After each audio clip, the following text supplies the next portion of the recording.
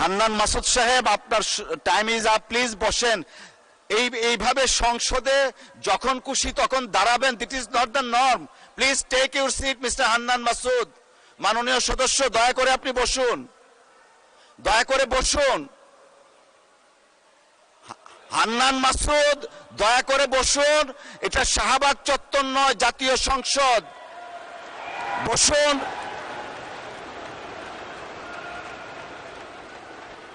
May I humbly request you to take your seat, please?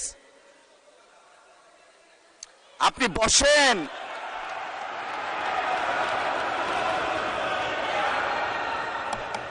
এই একটা বাজেটে ঠিক পূর্ব বাজেট ঘোষণার পর দিনই বাংলাদেশে নিত্য পণ্যের দাম বৃদ্ধি হয়ে গেছে। চালের কেজি বেড়ে গেছে 7 টাকা, আমাদের তেলের লিটারে বেড়েছে 5 টাকা। কিন্তু আমরা সরকার বলছে জনগণের আস্থা ফিরে এসেছে, কিন্তু মানুষ থেকে আমাকে আরো 3 মিনিট সময় বাড়িয়ে দিবেন, আমি এই কথাগুলো বলতে চাচ্ছি জনগণের হয়ে। মাননীয় সদস্য, সম্মানিত বিরোধী দলীয় চিফ হুইপ 7 মিনিট দিয়েছেন আপনাকে সময়, তারপরেও আমার ডিসক্রিপশনে আরো 1 মিনিট বাড়ানো হলো। ধন্যবাদ। মাননীয় স্পিকার, সরকারের এই বাজেটের উপর যে জনগণের আস্থা নেই, ব্যবসায়ীদের আস্থা নেই, তার প্রমাণ বাজেটে খাদ্যপণ্যের দাম কমানোর একদিন ঠিক অব্যাহতি পরেই চালের দাম, ডাইলের দাম বাজারে, খুচরা বাজারে বেড়ে যাওয়া। মাননীয় স্পিকার, আমাদের মাননীয় প্রধানমন্ত্রী আজকে এখানে নেই।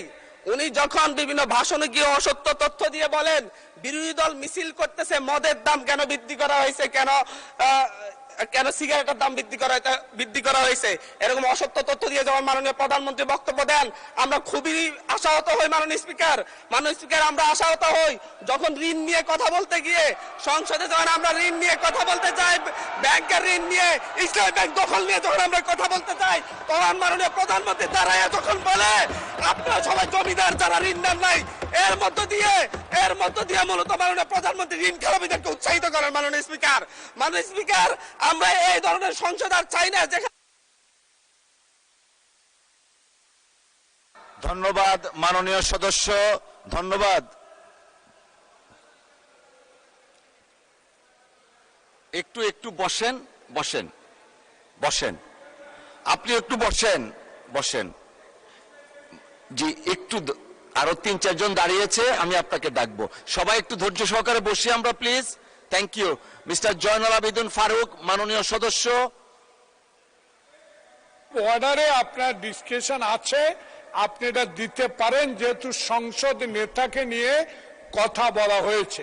আমি আপনাকে বিনীত অনুরোধ করব, আমরা যেমন তেমনি দাঁড়াই না। যখন একটা অসত্য তথ্য এই সংসদে উপস্থাপন করা হয়, তখনই আমাদের সদস্যের পক্ষ থেকে কথাটা বলার দরকার। সেজন্য আপনার অনুমতি চাই।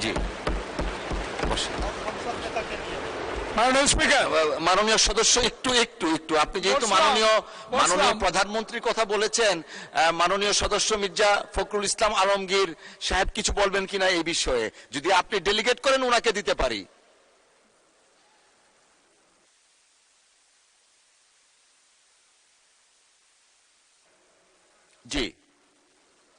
জি, জয়নুল আবেদিন ফারুক সাহেব।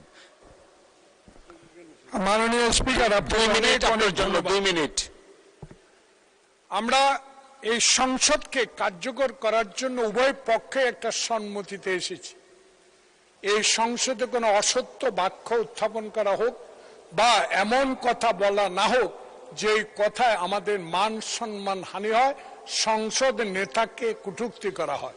এ বিষয়ে আজকে নতুন প্রজন্মের জুলাই আন্দোলনের নেতা, উনি আমাদের নোয়াখালী অঞ্চলের মাননীয় সংসদ সদস্য, উনি একটি বক্তব্য রেখেছেন। এটাতে আমরা খুবই ক্ষুব্ধ, কারণ আমাদের নেতা উড়ে এসে নাই।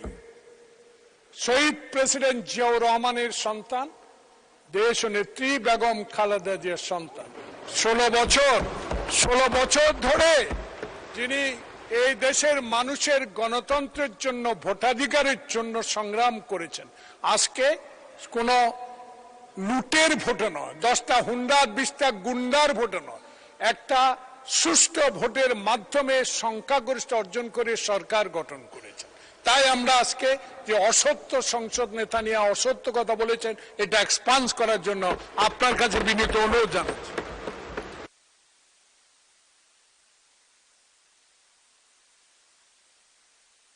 মাননীয় বিরোধী দলীয় চিফ হুইপ, আমরা আসলে বিতর্কে যেতে চাচ্ছি না, একটা বক্তব্যের প্রেক্ষিতে উনি বক্তব্য দিয়েছেন।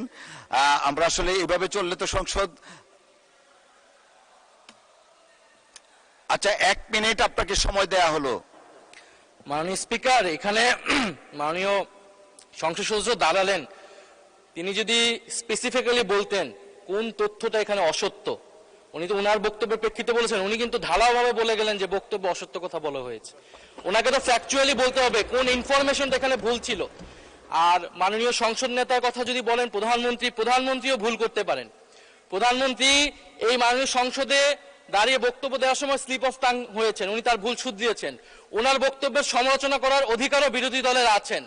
ফলে উনি অবশ্যই, ওনাকে আমরা সম্মান করি, উনি জিয়াউর রহমানের সন্তান, খালেদা জিয়ার সন্তান, প্রাইম মিনিস্টার, সংসদ নেতা, কিন্তু তার মানে এই না যে তাকে নিয়ে কোনো কথাই বলা যাবে না, তার কোনো বক্তব্যের সমালোচনা করা যাবে না।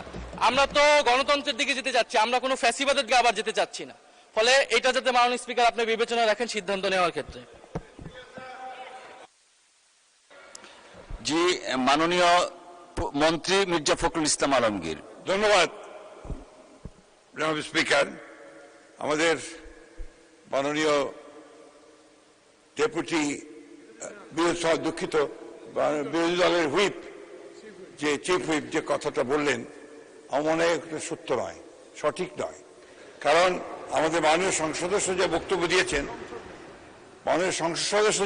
দিয়েছেন, বিরোধী দলের, সেই বক্তব্যের মধ্যে তিনি সুনির্দিষ্টভাবেই বলেছেন যে আমাদের সংসদ নেতা প্রধানমন্ত্রী তিনি অসত্য বক্তব্য দিয়েছেন। এটারই আপনার আমাদের মাননীয় সংসদ সদস্য জয়নাল আবেদীন এটা পয়েন্ট আউট করেছেন। প্লিজ লেট মি সে, আমাদের বলতে দিন। আপনার ফ্যাসিস্টের কথা বলেন, ফ্যাসিস্টের আচরণ তো আপনাদের কাছ থেকে আসে। You must allow us to speak. আমি কথা বলছি, আপনারা কথা বলছে, আমরা কেউ কথা বলিনি। মাননীয় মন্ত্রী এদিকে কথা বলেন, অ্যাড্রেস করে প্লিজ। এটা হবে পার্লামেন্টে, এটা হয়। জি জি জি। আমি আপনাকে যেটুকু অনুরোধ করতে চাই, যে অংশটুকু অসত্য আছে সেই অংশটুকু দয়া করে আপনি এক্সপাঞ্জ করবেন। কারণ আমাদের সংসদ নেতার বক্তব্য সম্পর্কে কোন অসত্য বক্তব্য এখানে মেনে নেওয়া যাবে না মাননীয় স্পিকার। ধন্যবাদ। ধন্যবাদ মাননীয় সদস্যবর্গ। আমরা হান্নান মাসুদ সাহেব, আপনার টাইম ইজ আপ, প্লিজ বসেন। এইভাবে সংসদে যখন খুশি তখন দাঁড়াবেন, that is not the norm.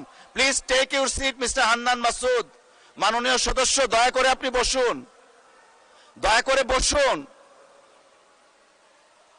Hannan Masud, দয়া করে বসুন। এটা শাহবাগ চত্বর নয়, জাতীয় সংসদ। বসুন।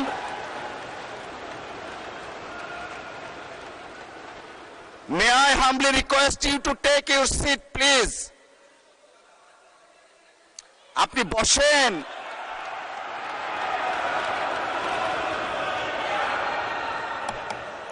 মাননীয় সদস্যবর্গ, মাননীয় সদস্য নোয়াখালী 6 আসনের বিরোধী দলীয় নেতা দাঁড়াতে দিতে হয়। জি বলেন। ধন্যবাদ মাননীয় স্পিকার। আমাদের এই হাউজেরই একজন সদস্য হান্নান মাসুদ বক্তব্য রাখতে গিয়ে তিনি সংসদ নেতার ব্যাপারে কিছু কথা বলেছেন। আমি আপনাকে অনুরোধ করব, বাইরের কোনো বিষয়কে টেনে এখানে এনে এক্সপাঞ্জ করা বা বক্তব্য দেওয়া কোনোটাই যেন এলাও না করা হয়। কারণ আপনি এইমাত্র বলেছেন যে এইটা সাভার স্কয়ার নয় বা শাহবাগ স্কয়ার নয়। তার মানে হচ্ছে সংসদের ভিতরে একটা সংসদীয় নর্মস আছে, বাইরেরও একটা গ্রামার আছে। যার যার গ্রামারকে সেই জায়গায় আমরা রাখি।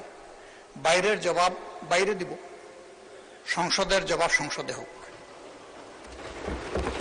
তবে এটা সত্য, এটা অসত্য, এই ঝগড়ায় যদি আমরা যাই তাহলে অনেক কিছু আমাদের জন্য হয়তো বা লজ্জাজনক হয়ে যাবে। আমি চাচ্ছি না কারো সম্মানের সাথে এই লজ্জাটা লেগে থাকুক। এই জন্য আমি অনুরোধ করব, এই বিষয়ের পুরাটাই আপনি এখান থেকে ইগনোর করুন, সেইটাই আমাদের জন্য কল্যাণকর হবে। ধন্যবাদ মাননীয় স্পিকার। ধন্যবাদ মাননীয় বিরোধী দলীয় নেতা। আমরা সবকিছু বিচার বিশ্লেষণ করে সিদ্ধান্ত নিব। ধন্যবাদ।